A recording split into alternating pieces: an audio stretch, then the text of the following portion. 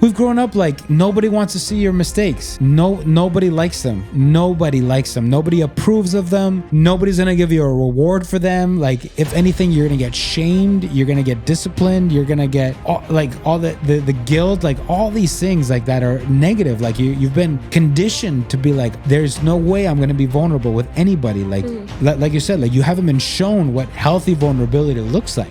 We all wear masks because we want to be presentable. We want to be presentable because most of the time we don't like what we see in the mirror. And so we go, well, if I don't like what I see in the mirror, nobody else is going to like what they're seeing in me. So let me throw something on so I can protect myself from them seeing all these blemishes and all these things that, aren't eye candy, let's say. Let me throw this mask on. But at the same time, your heart is like shouting and like desiring for you to like feel love. But you can never receive love when you are wearing a mask. The furthest love goes is the mask. Past that, you don't get it. And it's not until you remove the mask and you show who you really are do you get true love.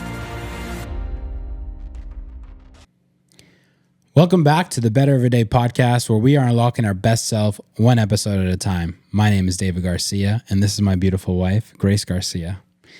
And I think we're going to do the same thing that we've been doing for the last couple of weeks, which is providing a little update. And so what's the latest update in the life of Grace? I've been getting more consistent when it comes to my working out, which is exciting. Not only doing my Pilates 2 times a week, but now incorporating trying to run more often. I was running like once a week. I've upped it to 2 and now eventually hopefully 3 times a week. Mm-hmm. Plus the physical therapy, which they have me doing strength training. And then my dietitian is workouts in the morning. So pretty proud of myself for being able to like stay consistent and then build on that consistency and getting better at it. Yeah, I've definitely been seeing you run more, which honestly, you doing your Pilates, you were doing your diastasis recti stuff, but I still wasn't like convinced, like she keeps saying that she's going to run a half marathon. Mm-hmm. She's got her 2 friends to sign up for it, but she hasn't signed up for it yet. And I'm like, I don't know if she's going to run. There's been people that ask me like, oh, so did she start running yet? And I'm like, not yet. I don't know what's going on. And so, today was the second time this week that you ran. Mm-hmm. And I posted it on the Better Every Mile socials. And today was, hey, look at Mrs. Consistency. Like she's now believe that she really wants it, and which is awesome. Yeah. Today you ran on Monday you ran like a little over 3 miles. Today you ran a little over 3 miles again. Mm-hmm. And your time is getting better. And obviously the work that you're putting in is paying off. If you had to say a struggle from this whole process, what would it be? Like not running, just everything? Yeah. Like the health journey, I guess. For me is the timing. Trying to find the time and not, I guess, because you started first. Mm-hmm. And it's easier, I think, you working out because you've already put it into your like lifestyle. Like we just know, okay, Dad after work is going to go to the gym, and you've kind of structured your life to include working out. And then so I'm coming in and trying to work out and trying to see like, okay, what time are you going to come back? And then I feel like you change it a little like every day or something. So I'm like, okay, what time will you be back here? Can I go do this? Where will you be? On weekends, are you going to work out? No. Okay, can I get that slot? Like that's been kind of complicated, like not knowing what tomorrow brings. Mm-hmm. And can kind of be a little discouraging. So I think like for sure finding the time, but then once you have the time, you're like, all right, how does this fit with our lifestyle as a whole? Yeah, it's definitely difficult trying to schedule and budget our time together. But I think, the same thing as financial budgeting. The rule is it takes about 90 days to get the budget right. Mm-hmm. And I think, it'll take some time to get it right, but once we get it right. And the other thing is that we're in summer right now, so our schedule's going to look completely different than when you go back to work, and then we got to figure that part out again. But that we'll figure it out. I think we'll figure it out. And I'm honestly just glad and happy that, you know, you're getting your stuff, you're doing your stuff. And I think you're going to be so proud of yourself the moment that you cross that finish line of the half marathon. I think you're going to have like a similar story than me, because I remember after I ran the first half marathon, which was the Long Beach half marathon, Yeah. I made this post of like, I at one point never thought I could even run more than 3 miles. And now I just crossed the line of a 13.1 mile Yeah. race. And it's such a great feeling. And especially for that type of event, the Long Beach half marathon and marathon is a pretty big event. And so like the finish line, like to see all the people, they don't know you from a hole in the wall, but all these people just cheering you on. And as you go through the route as well, but it's an amazing feeling to have all those people cheer, and then you cross the finish line and you're like, I did it. Yeah, I'm sure I'm gonna cry because I like almost get teary seeing other people do it on TikTok when they're going through their journey and they're like, I can't believe it, and they're about to get teary eyed. I'm like crying for strangers, and so I'm like, oh, I'm pretty sure I'm gonna cry because I was that person in PE that I would walk my little booty the whole mile, and I like made sure to tell the PE teacher I would look at them and like I was protesting, like I'm protesting. This is dumb, and I'd make it intentional to just talk with my friends, like waste our time. And we're like the last one. The PE coach is like, I want to get off this field, like hurry up. And so I wouldn't consider, not even now, I think hopefully we'll get to the point of enjoying running. And I'm just like, oh my gosh, I can't even imagine. I've only been doing 3 miles. Like I have to do 10.1 more, like on top of that.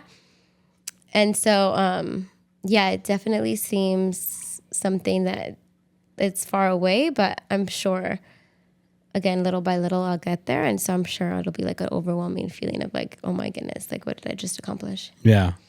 Yeah. And what's funny is that today you were telling me that your social media has been taken over by all of the running stuff that keeps popping up for you. Oh yeah. It's kind of like at first it was cool because I was like, I'm getting motivated, but now I'm like trying to find my cleaning videos or like teacher content.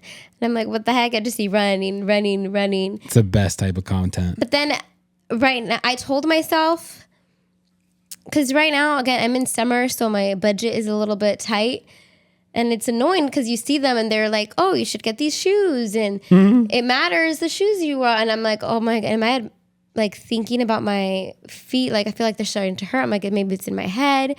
And I'm like, I need like a belt because David said a vest, like not to get it for whatever reason. And so I'm like, I need this and I need that. And I'm just like, oh my goodness, that's kind of annoying because I'm like, okay, I want to start getting more. But maybe it's good to practice like, okay, until I can get to 6 or 10 miles kind of like as a treat. But I do think I should get running shoes probably before the 10-mile mark. Yeah, it's crazy because you would think that running is like pretty much free. You just throw any pair of shoes and you go. But then you find out, hey, no, I need an actual good pair of running shoes. And it's an investment really because your feet, you need to protect your feet at all costs. Like it's what you use to walk. Like you want to protect your feet, you want to protect your knees. And so you need good shoes. And then after you realize if I really want to be effective, then I need some sort of gauge to know where my heart rate is at, because that will also tell you how fast you should run. And that's one thing I think that right now, because today you ran like a minute faster than, you beat your whole time by 4 minutes, but you ran each mile 1 minute faster.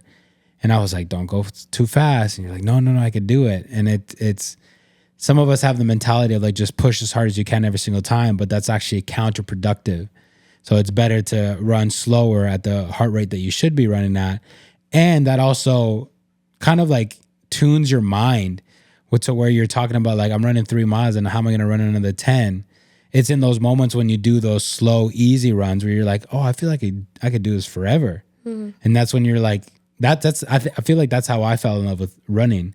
I did those slow runs. And I'm like, I feel like I could run forever. And you start like conquering that mountain of like, there's no way I can do more than 3 miles. Yeah. You know, but so then I need a watch. You need a watch. You need shoes. You need a good pair of earphones. I need a running belt. You need a running belt. Yeah. You need electrolytes. You need, when you do your longer runs, you're going to need gels as well. Yeah. So it's an investment. But yeah, you're doing a great job. You're doing a great job. So when is the Better Every Day going to sponsor my half? I don't even have my half marathon ticket. I need all of these things. Right now I'm at ground zero. I literally just... She's doing the training. I'm doing it for free. Yeah. But we'll talk about it. We'll see what's going on. And with me, I have sad news. I haven't been able to really run since Friday. I woke up Friday. I don't know what the heck happened, but my left ankle is messed up. I'm really just stumped and I'm frustrated. I'm mad.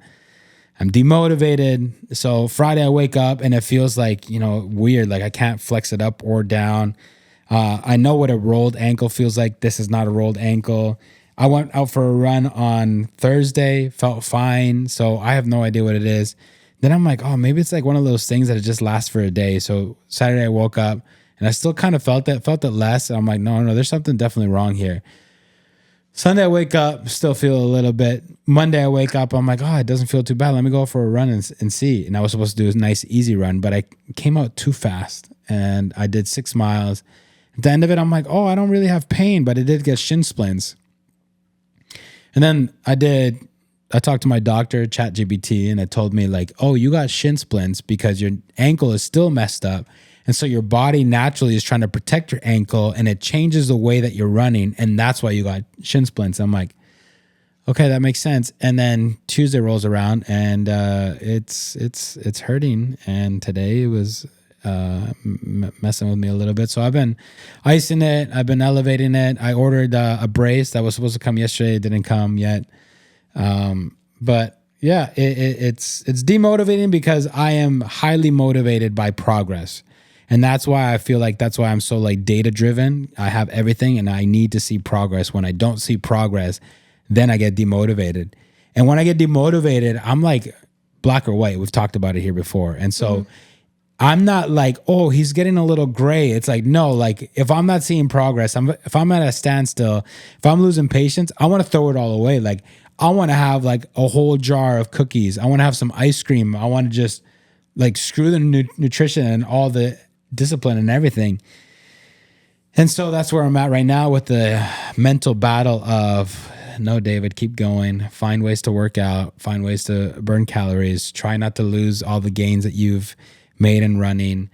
I have to let this thing rest and heal as best as possible. And hopefully, according to ChatGPT, I should be back to running within 1 to 3 weeks. I'm hoping it's sooner rather than later because I am 16-ish weeks away from my first full marathon. And the goal is to do it under 4 hours. And so I feel like, and that's another thing that has me twitching is I feel like I'm losing precious time. I'm losing, the gains. Like I was on an up trajectory on all of my data or whatever. And now like slowly it's probably going to start coming down. Then I'm going to have to recuperate and it's tough, but you got this. Yeah. You're learning. You had to pick rest. No, I picked rest. And that's the crazy thing. The last week we talked about the topic and I, like, maybe it's just like God, like, oh yeah, you talked about that topic. Like here, take it. Now eat it. Eat everything that you said. And I'm like, I don't want to. Yep. You have to practice what you preach. Because I was trying to work out. I was working out basically like 7 days a week. And so, yeah, this is me having to learn the things that we talk about in real life. Yeah. But that being said, today I wanted to talk about something that I thought we should have talked about a while ago, but we are now in season 2, episode, I believe 17. And I kind of like scrolled really fast and I didn't see the topic, which is vulnerability. We haven't talked about vulnerability, and we've mentioned it here and there, but we've never really like dedicated a whole episode on it. And I think it's very important to talk about vulnerability. And to be honest, I don't even know if this one episode is going to be enough. It might have to be a 2-parter because we are going to try to keep it to an hour. But I think it's an important topic. And when we're talking about the better every day, that we want to be better every day, part of being better every day is practicing vulnerability, which is not easy for a lot of people. But you know what? The one thing that kind of got me to thinking about this or like kind of focusing more on, hey, we should do an episode on this, was we have a friend that one of these days, like a month or so ago, invited me into a process that he's doing. And he invited me into the process, and he was just like, David, I want you to come by, take a look at everything, and let me know. Let me know where you could see improvements. Let me know where the process can be improved, where anything can be improved. And so that in itself, I thought that's pretty vulnerable. Like when I've been in like jobs, corporate jobs, where they do audits every so often, and everyone just gets so tense around audits, because audits is like you're taking a magnifying glass and you're seeing like, where is there an issue? Where do we need an improvement? And when auditors come, well, the ones that I used to like have experience with, they always kind of like try to like have a friendly type of demeanor, feel to them. Yeah. Where they're like, hey guys, like, listen, we're not here to kick you. We're not here to make you feel bad. We're here to just show you where you can have improvements. And hopefully next time that we come by, we can see those improvements. Like, we're here to help. We're just a fresh pair of eyes, right? But people still like, who likes to be told, or who likes to show all of their mistakes? Who likes to show all their blemishes? Who likes to show everything? And just like, everyone gets wound up so tight. So for this person to invite me into this process, I was like, oh, wow.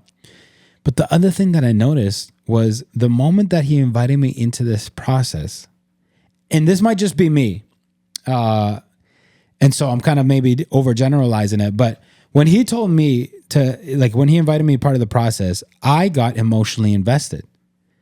Like, I was like, oh, like, okay, I'm in it, and I'm into I'm going to step through this door. I'm going to be seeing all this process. And you know what? I want this person to win, and I want this whole process to be a winner. And so I found myself like emotionally invested, and I started meditating on it. And I'm like, how many of us desire love? How many of us desire support and encouragement? How many of us desire a group of friends or family to be around us and encouraging us and lifting us up? But we haven't truly invited them into the process. And if we did, we would get everything that we've always desired. And so that's what I got from this, because I'm like, wow, like the moment that he invited me in the door, I was emotionally invested. Like I'm like, I want to, like, I'm not here to nitpick. I'm not here to kick somebody while they're down. I'm not here to just point out all the errors. I'm here to see all the good, and then also see the areas of improvement, and not only show them the areas of improvement, but offer solutions to it. And even after like I exited that process, I just found myself, you're part of the process, and I found myself like, oh, how's this going? How's this going? How's this going? Like I'm emotionally invested. Like I'm in it. And so I'm like, what if more people were more open, were more vulnerable, were more, hey, here it is. And here's the thing. We might be jumping around a little bit, but you might be thinking like, okay, maybe we have some pessimistic people, some people that, are realists or whatever. And the realists might be thinking, okay, yeah, that sounds like, rainbows and butterflies. But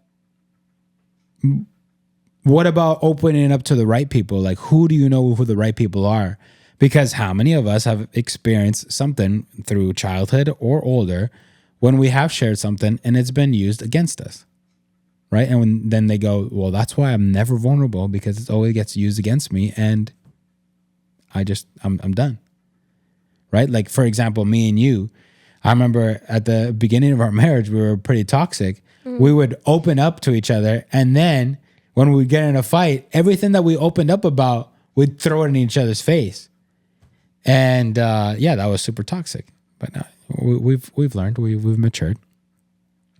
And so I thought about that, because I'm like, okay, I'm somewhat of a pessimist or realist or whatever. And so I thought about that. And I think there is, to overgeneralize again, there are two types of people. There is one person that is an oversharer. They'll share anything with everybody.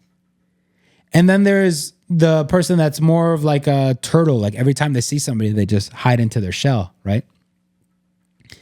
And thinking about those two people, I believe that the person that overshares needs to like slow down and really start filtering who are the right people to share this with. Who are the people that are really like my friends? Who are the people that really love me through my good and my bad? And then the people that usually clam up, those people I feel like should more openly share. And again, I know that you guys are scared to share the people that are like, no. But the one thing that I've personally learned for my own self is I'm the turtle that just like, I'm going to hide everything. I'm going to protect myself at all costs.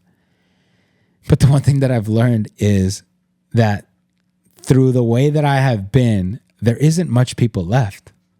And so the people that are left are the people that are your ride or dies. Like, even though you might be like, you might come across as like unapproachable, even though you might come across as a grouch, even though you might come across as like somebody who's just always on like their tiptoes, ready to like throw hands or whatever, they're still there.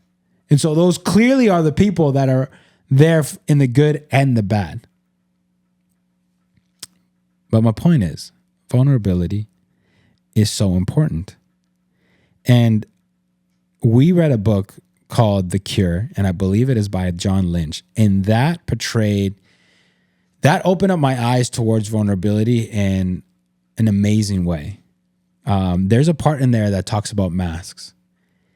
And the one part that really impacted me is we all wear masks because we want to be presentable. We want to be presentable because most of the time we don't like what we see in the mirror. And so we go, well, if I don't like what I see in the mirror, nobody else is going to like what they're seeing in me. So let me throw something on so I can protect myself from them seeing all these blemishes and all these things that, aren't eye candy, let's say. Let me throw this mask on. But at the same time, your heart is like shouting and like desiring for you to like feel love. But you can never receive love when you are wearing a mask. The furthest love goes is the mask. Past that, you don't get it. And it's not until you remove the mask and you show who you really are do you get true love. Yeah, and that is a powerful book. I think we read it twice, and now that you brought it up again, I'm like, oh, mental note to read it again, because there's so much good, like there's so many good golden nuggets where it's like, oh, this is important to apply, and then just as life goes on, we can forget. But going back to, I think that your first story where you were saying how your friend or the person like invited you in, or at least gave you this opportunity, like, oh, come check it out and see. I think that genuineness goes such a long way of like, not only, oh, come give me observations or constructive criticism, but you knowing, oh, they actually want it. They actually mean it. And I think it goes the same way, like when we try to put our masks down and like are ready to accept love. Like I think people can usually sense like fakeness or like ingenuineness. Like, I'm just doing this because I want to either feel love or I don't care about you, or like it goes back and forth. And I truly do believe relationships can be scary. It's very intimidating because you can get hurt. Like that's the reality of it, is you can get hurt, but that it's worth it when it works 100%. And so, and even maybe like putting your mask down and being genuine, like, hey, I'm trying to be vulnerable. Like, I'm not good at this. Like, I want a friend. I think even now as adults, like I've had people tell me that, or I've told that to people, and it's so refreshing because you give them permission and you're kind of saying like, I'm awkward, and you kind of give them permission to be awkward as well. Or like, oh, I don't, and I think that's beautiful. And so just being genuine, I think, goes a long way.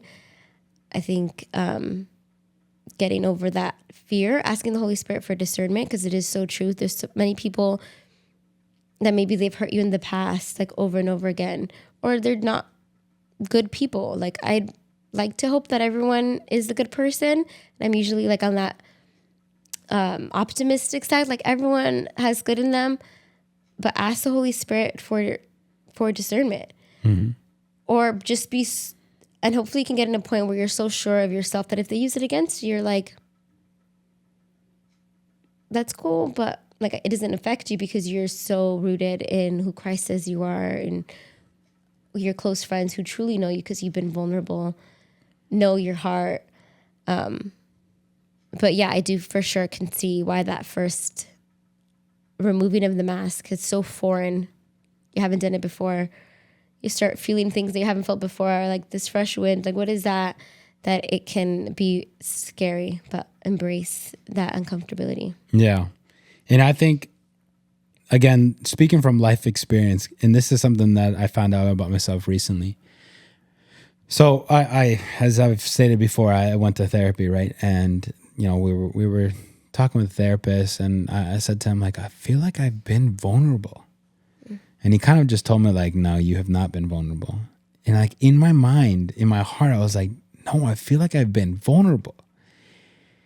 And that coupled with what I've been thinking about lately with vulnerability, I'm like, there is a big difference. And this goes to myself and to people like me. I truly felt like I had been vulnerable. But then I kind of like got this picture in my head, which is, let's say there's a house, and in every house there's a door to get in, right? And I feel like true vulnerability is you opening the door to that house. But I not only had a house, but I had a fence. And the perimeter of my fence was a wide perimeter. And so my thought of vulnerability wasn't true vulnerability of let me open the door. It was simply let me make the fence smaller and let me let you in a little bit closer. And that's probably why I have felt like I'm being vulnerable, but I'm not getting like what I truly desire, you know, like this true connection of love and understanding and all this stuff. And it like clicked recently. I'm like, oh, like I haven't truly opened the door. I've simply just let them in a little bit closer. And that's the thing about vulnerability as well, is people have pretty good BS radars.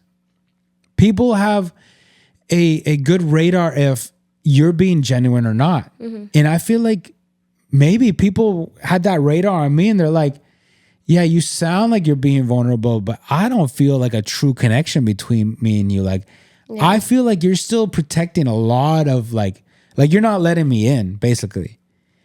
And again, like a couple of months ago, I would have sworn like, no, I'm vulnerable. Like, I mean, me and you talk about like numbers and how much we make and our marriage and all this stuff. Like, and that made me feel like I'm vulnerable. I'm transparent. Like my door is open.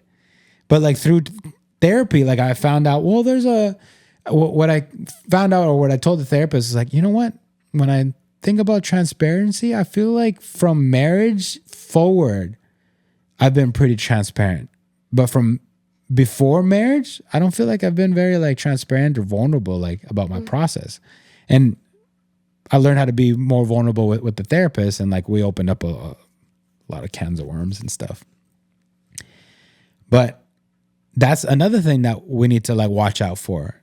Like we might truly believe that we are being vulnerable, but in reality, we have not opened the door. So the question is, what is true vulnerability? Yeah. And well, I'll answer the question, but hopefully we get to a point, because I think it's so easy to think we're being vulnerable and we're not, because we haven't seen what that looks like. So it's a different language, right? So it's like, how are we expected to know it if everyone has these masks? And it's like, how are you doing? I'm good. Oh, nice. Like God's favor is upon us, right? Like, oh, you're living high and highly favored and blessed. And everyone says like what they should be saying, like I guess like the good things people want to hear. And then it's very, very difficult and rare to hear true vulnerability. And so we're walking around and like, oh, I want to practice vulnerability.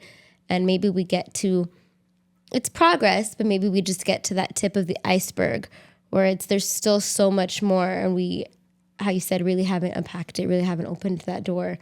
But it's difficult, especially if we haven't been brought up in that environment.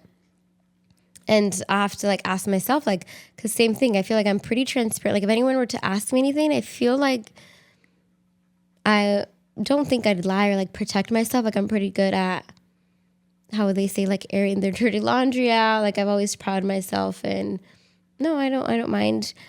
But you saying that, I'm like, I wonder if there's times where I think I'm being vulnerable and maybe I'm not, or maybe I'm completely off like the radar.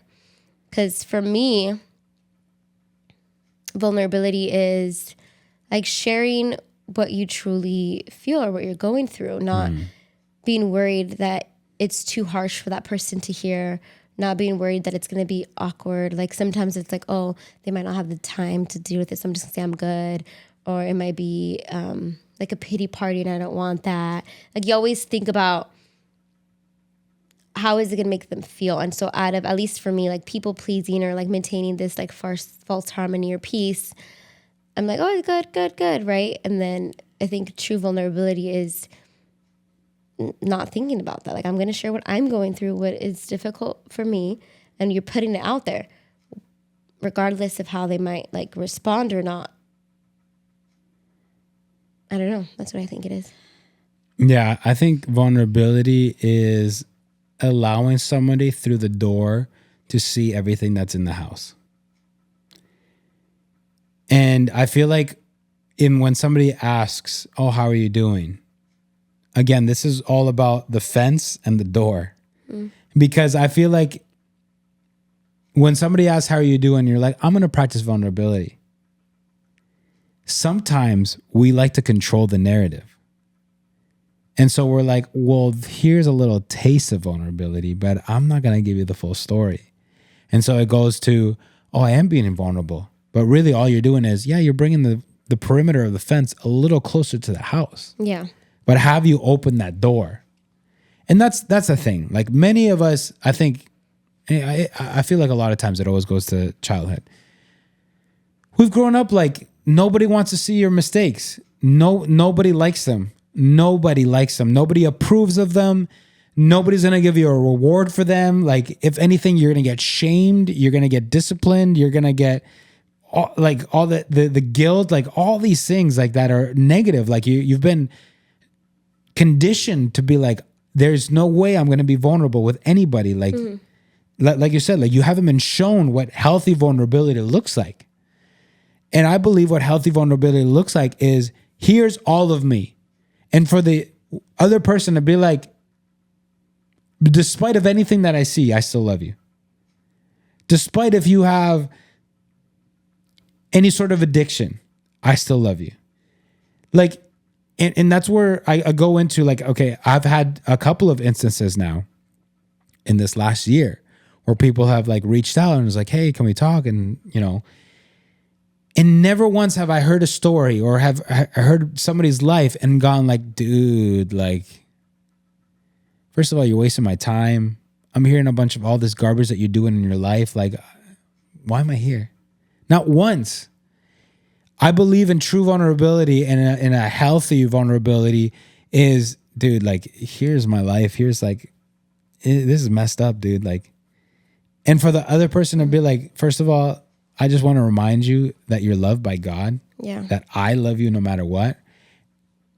And again, for me personally, and I think this goes for a lot of people, the moment you have that true, genuine vulnerability, it's like, I'm in, dude. I'm your cheerleader. I'm your helper. I want to see you win. Like, no matter what, like I'm here for you. And so I feel like to answer the question, true vulnerability is just putting all your cards on the table, basically. All of them. You don't keep a ace in your pocket.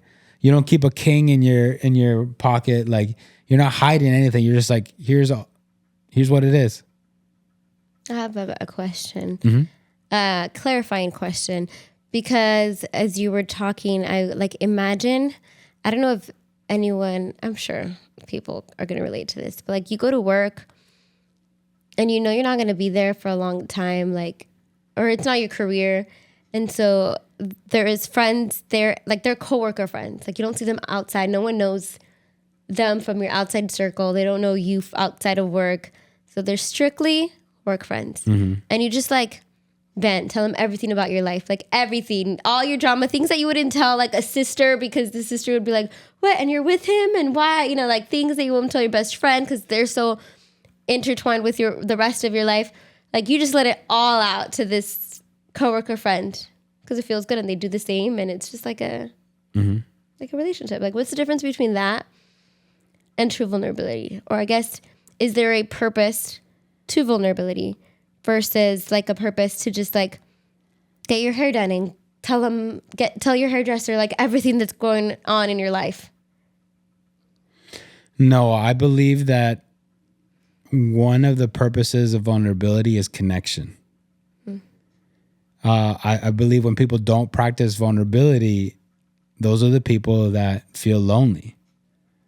And one of these days I tried to do like a survey or whatever. It didn't pan out the way, like, I mean, we don't have that big a following or whatever, but I would have loved to like get like a survey of like, I don't know, 10K people. And because I wanted to ask the question, like in the last like 30 days or whatever, like, have you felt lonely? I feel like a good amount of people might have answered yes. And it's simply because they haven't had a connection with somebody. They've been more restricted with what they're sharing with people, right? And so, again, just answering your question, I believe one of the purposes of vulnerability is connection. Like, when you are not vulnerable, you're carrying everything by yourself. And you are not meant to do life by yourself. And so then I go to the whole fence and door thing. Like, your house is meant to habitate. Your house is meant to invite friends and break bread with them. But if you're not letting anybody in your house, like, yeah, you're going to be pretty lonely. So what I hear you say is that in the case of like you just ranting and telling everything to your hairstylist or lash tech, you know, nails person, work bestie, whatever, that's just to kind of like offload, vent, but you're not inviting them to do life with you. No. Versus when you talk to a friend, it's like, I'm letting you in because you're someone I could trust. Like we're doing life together. Yeah. And I feel like I need you or I want you to partake. Versus the other one, we know like we're not going to see them again. So it just feels good to just let everything out. Yeah. And I feel like those are just the overshares that I was talking about. There's some people that just, they tell everybody everything, but there's not like true connections.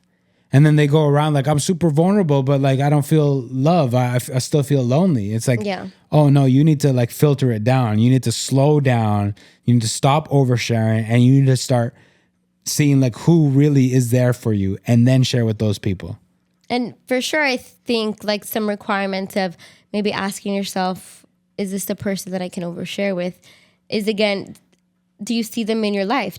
And hopefully if you say yes, it's because they're mature or they have something in your life that like, you're like, I want that, or I can see myself, like we can better each other. It's not someone that they just are in it like for the chisme or like, I don't know, to get back at you or toxic.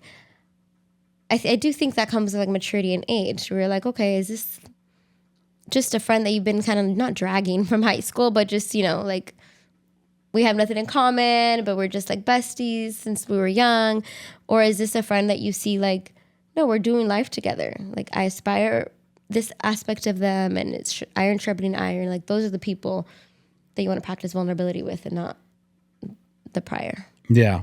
Yeah. And it's crazy how God works, that like everything that we ever wanted always takes hard work, or it takes courage, takes faith. Like you practicing vulnerability, like this is, there's no like formula. There is no way to get it 100% right every single time, especially dealing with human beings, which they're going to let you down no matter what. Yeah. Even the most perfect friend might let you down once. And so then I think about Jesus and how he walked with 12 disciples. And the whole time he knew one of them was going to betray him. Yet he was still vulnerable. And so then I think, okay, like that means that we know what is right. We need to practice what is right, regardless of I might get let down. Mm-hmm. And that space right there is really difficult to attain because you need to be so rooted in who you are to have that type of confidence. And even then, like it hurts, obviously, like it shakes you, especially if it's a really good friend or a really good family member, somebody that you super trusted and they let you down, like it hurts. But to get to that point, you must have that type of identity where you're just like confident. I'm like you said, I know who I am. I know I have all these mistakes, but I know I'm loved regardless. And that's one of the hardest parts for a lot of people. I have all these mistakes and all these blemishes. I don't look anything like the picture perfect person, but I know I'm still loved. That space right there, first of all, is freedom. If you can get there, it's freedom. And we all, what's the right way to say it, babe? We're all worthy of it, or we all have a right to it, of just feeling like I know I have mistakes. I know I have blemishes, but I'm still loved. That's good. Like, if we can get to that space, like, yeah, it will become easier to be vulnerable. And it all starts first with you. It starts with you. And that's something that I've had to like learn. And I'm still like practicing the whole like my thing always with when I make a mistake, what's the first thing I do? I say a negative word towards myself, and like that's obviously practicing like not that identity. That identity should be, I made a mistake. I know I'm still loved. I'm going to do better next time. And we're going to move forward, right? I feel like that's so freeing.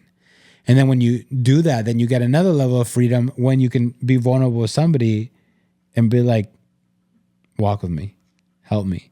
And again, for a lot of people, a lot of what you've been desiring your whole life is on the other side of vulnerability. But you must be brave to take off that mask.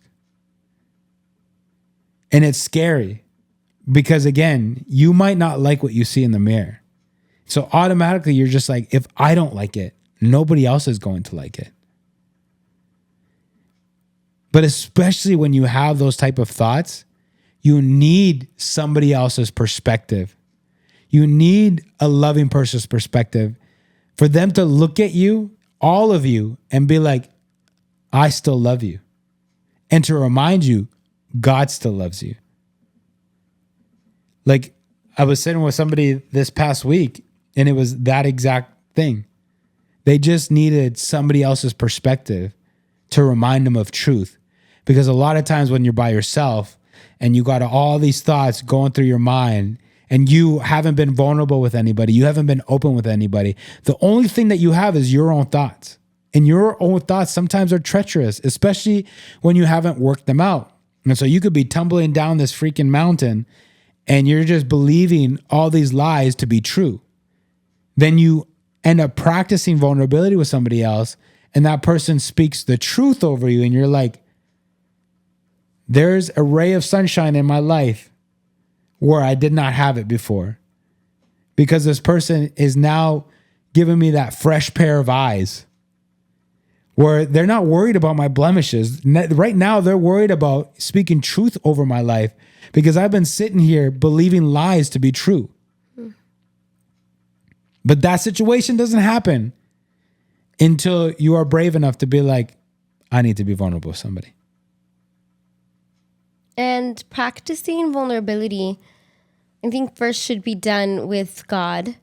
Because if in your prayer time, whether you like praying audibly, in your head, journaling, whatever it may be, but if you can't be vulnerable to the God that you know is going to love you regardless of any blemish, regardless of anything. Like he created you knowing what you are going to do and still loves you wholeheartedly. I feel like if we can't be vulnerable to God, who we don't see, and I feel like that's easier in a sense, then it's going to be way harder to be vulnerable to someone who we do see and they're not like God, who doesn't love unconditionally because they're practicing at it. And so I just recommend everyone listening, like practice vulnerability first with God. Because again, if you can be vulnerable with him, it'll be easier. I think it's harder to do it the other way around. Being vulnerable to someone who is flawed and is going to make mistakes, and you do see their reactions. But yeah, I feel like some of us still find it awkward of letting out our raw emotions to God. Maybe that's because we feel we're unworthy and he's so holy, whether we feel like we failed him. But I think that should be made a practice. Do you think that it's possible for you to not be vulnerable with God and yourself? If it's not possible? Do you think it's possible for you not to be vulnerable with God and yourself? Yeah. Like praying and not being vulnerable? Okay, but what about let me rephrase. Do you think it's possible for you not to be vulnerable with yourself? For sure. That's like stuffing your emotions. Mm-hmm. Because that's one thing that I'm thinking about as you were speaking. Because I remember through exercises, through the therapy or whatever, like I had to go back in time and relive certain moments. And he would ask me, like, how do you feel? And I'm like, and this is where I think, like, yeah, I was not vulnerable with myself. Like, to the point that I was compartmentalizing a lot of things, meaning, like, it was just stuff in it. And I walked around most of my life like, it didn't affect me. I'm fine. Like, look at me. Like, I'm good. Yeah. You know? And you're kind of lying to yourself. Like, you're not being vulnerable with yourself. Yeah. And it was through these exercises of these situations that I had kind of like forgotten about it or put away. Yeah. Where I'm like, he was like, how do you feel? And I would just like start crying. Like, this sucks. This sucks. Like, I hate this feeling. Like, and so it just makes me think like, oh, there's times where we're not even vulnerable with ourselves. Like, how many things have we stuffed down? Like you said, how many things have we bottled up? How many things have we compartmentalized and just thrown away? And you're like, I never want to, and you walk away like, I'm fine. That's why you can't love yourself, because you can't even be vulnerable with yourself. Yeah, exactly. And so that's another thing that we encourage everybody, like, do a self-examination, like do like some meditation and be like, let me go back and like, let me relive certain scenarios and like, just, am I being real with myself? Because my thing was always like, for survival mechanism, I'd be like, oh, I'm learning something from this, so I'm fine. Yeah. But I never really went through all the emotions, right? And so I was never vulnerable with myself. Like, hey, David, like, this sucks. Yeah, so it just made me think, like, you're not vulnerable with yourself, then you can't truly really be vulnerable with God. And then obviously you can't be vulnerable with other people. Yeah. And so it's just like this humongous cycle and patterns of just you like building up this fortress of just solitude. And it's crazy because, I've gone most of my life feeling like I just want to be loved. I just want to experience what true love is. But at the same time, I've been counterproductive because I've built up this fortress of solitude where now I'm like chipping away at it. And it's hard. It is hard. And I go back to like, the fence and, letting people into like my actual house. And like, it's hard. I'm like, oh, I'm being vulnerable. And then I have to catch myself like, am I being vulnerable? Like, and like vulnerability, like say for me, like, oh, one day, our friend Nate, this was when we were going through a therapy, whatever. And he asked me like, oh, hey, how's therapy going? And I'm like, oh, it's going good. he's like, oh, what you guys have been talking about? And I'm like, oh, I think at the time we were talking about friendship, whatever. And I'm like, oh, I brought you up. And I forget how we got there, but we got to the point where Nate saw me hesitate. And he's like, just tell me, man. And I'm like, I wish we hung out more, man. Like, we never really talk. Like, we don't hang out. Like, I kind of told him, like, I feel like, you know, it forget what the words were, but it was almost like I feel let down. Like, I feel like, you know, there's not a connection or whatever. And he's like, oh, like, I'm going to make a bigger effort. Yeah. And so that for me was vulnerability, because I felt off. Like, I was just like, I'm letting somebody into my heart. Like, I'm telling them like my true feelings, like that this sucks, that I don't like this. And not only that, but I'm like, I feel bad for saying this, because I'm like, then I kind of like criticize myself. I'm like, you're probably just being a baby and putting this unnecessary like weight on this person.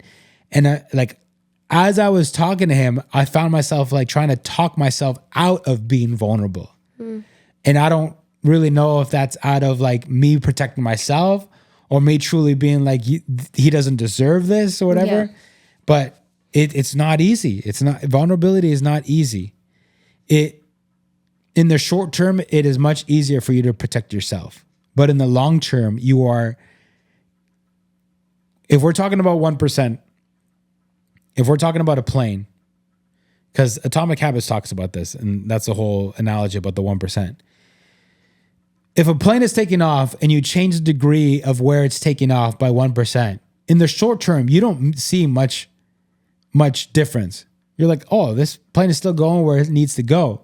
But over time, that 1% changes the trajectory of this plane completely. And so instead of you going to New Jersey, you go to New York or whatever. Or, I mean, that's too close. But New Jersey, and you end up with like, I don't know, Canada or Toronto or whatever. And so in the same way, like the decisions that you make are either going to get you to your destination that you really want to, or they're not. They're going to completely throw you off. And you got to ask yourself, what is it that I truly want? And I mean, I think everybody wants to feel what true love is, regardless if they believe it's a fantasy and it's not real, or it's rainbows and butterflies. Everybody wants to feel love. But love does not come without vulnerability. But vulnerability is difficult. It's hard. And again, we've been conditioned to like protect ourselves at all costs. Nobody else is going to protect us. We got to protect ourselves. Nobody's going to have our back. Got to have our own backs. Nobody's going to watch out for my heart. I'm going to do it for myself. Or I've tried to give my heart to other people, and this is how I feel. I've tried to give my heart to other people, and I feel like they've taken it, they've thrown it in the dirt, they spit on it, they stomped on it, and then they gave it back to me, and they're like, here's a piece of junk. And like when you feel like that, you're just like, yeah, like I never want to do this again. But if you truly are following in the footsteps of Jesus, you must continue to try. I don't think there's any way, shape, or form that God is ever going to tell you, do not be vulnerable. He might be, do not be vulnerable with this specific person, but I don't think he will ever be like, I want you to be in solitude for the rest of your life. What do you think?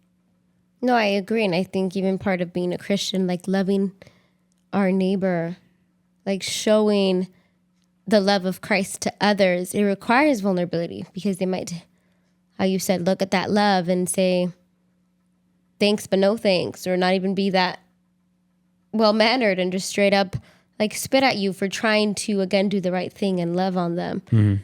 And so to love, it takes vulnerability, and to be loved,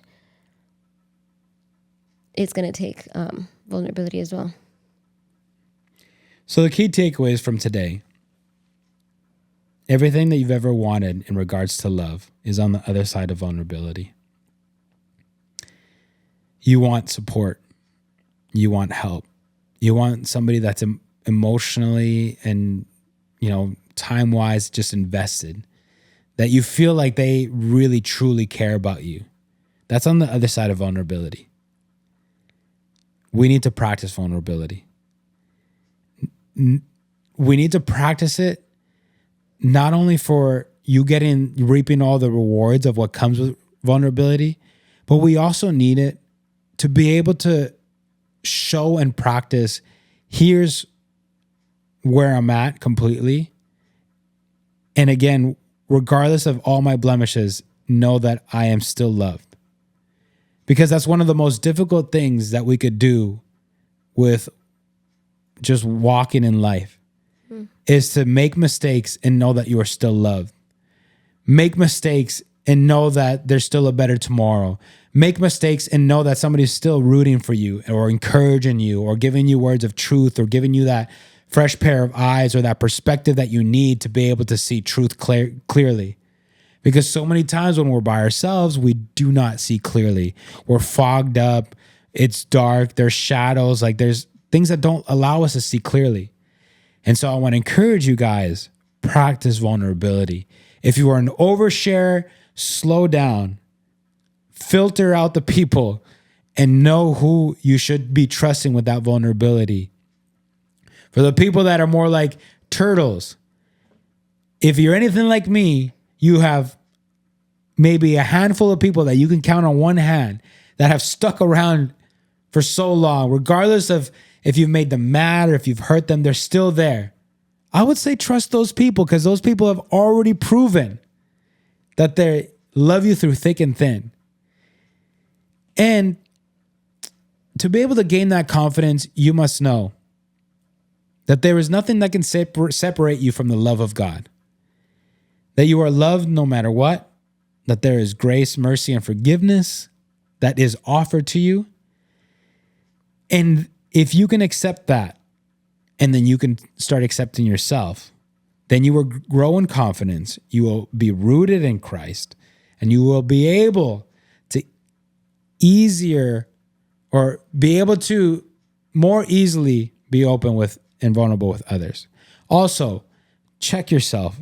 Are you being truly vulnerable, or are you just moving that fence a little bit closer and you're like, I am being vulnerable? You're being kind of like an example of vulnerable, but you aren't being fully vulnerable. And people can tell if you're being genuine or not. And you might feel like I'm being vulnerable and I'm not getting that connection. That's probably you. You haven't let people in the door. You have to take that leap of faith. You have to be brave. You have to be courageous, and you have to let people in. And just know that when they see you and see all of you, that they're going to be there for you, and they're going to hug you, and they're going to kiss you, and they're going to just love you through everything. So yeah, we just want to encourage you guys, practice vulnerability. You're going to see that your life begins to shine a little bit more with vulnerability. Just know that people might let you down. It's a part of life. But keep going, keep moving forward, and don't shy away from being vulnerable. And yeah, we just want to say that we love you guys, that we're cheering you guys on. Any stories that we hear from you guys, I mean, I know I am. I'm sure that she is. We're emotionally invested. We're in it. We want to see you guys win. Like, that's honestly part of like the joys of my life. If anybody shares any sort of vulnerability with me, I'm like, I'm in. I'm 100% your cheerleader. Any way that I could help, let's go. Like, and that for me is glorious. Like, if I can be there at the beginning process and then see like milestones, oh man, that gets me every time. And so, yeah, that's one of the reasons again why we do this podcast, to be able to help in any way possible and to be able to see you guys win in different areas of your life. So we love you guys. And we will see you guys on the next one.